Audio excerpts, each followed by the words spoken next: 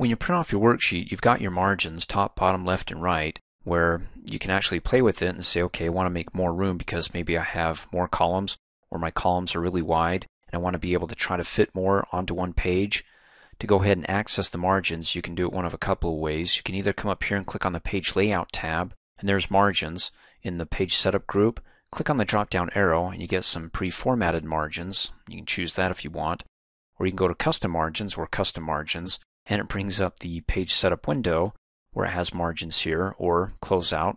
Click on the expandable dialog box button for Page Setup, and then go to the Margins tab. I mean, you're in the same window here. You just need to move over.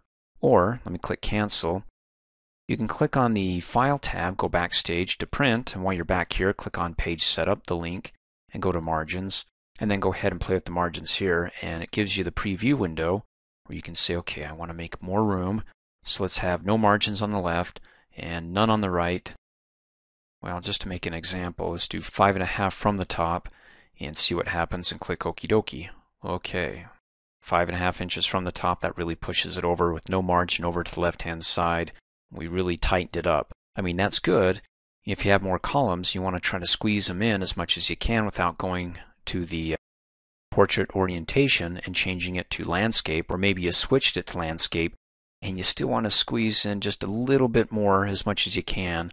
Those are the options that you got. Now you can do it that way, or you can come down here in the lower right hand corner of the print preview and click on Show Margins, and it'll show you how it looks here with these little black squares, that when you hover over it you can go ahead and freehand it by clicking and dragging the margins, and that may work for you. Or you can do it numerically again by clicking on Page Setup and saying, okay, margins. The left is now coming up. Let's just do 1. And the right is 1. Oh heck, let's keep everybody 1. Click Okie dokie, and it doesn't look too bad. Again, you can do it freehand again. Let's go down to page 2 and page 3. It looks like I might be having issues because it's so tight where I get the third page. So I may want to go to, on the margins, maybe just give way a little bit on the left-hand side, and maybe on the right-hand side until now it goes to 2 pages.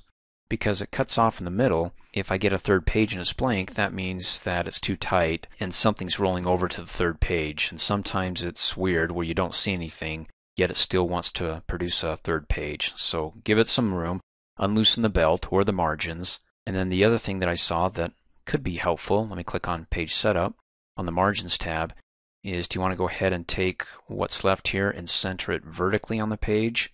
So you can see it centered here. Why not? In fact, you can do it horizontally, so in between the 2 margins, if one is a little bit tighter to the left but not as tight to the right, you can center in between the 2 and click Okie dokie, and that's not bad. And it looks good to me.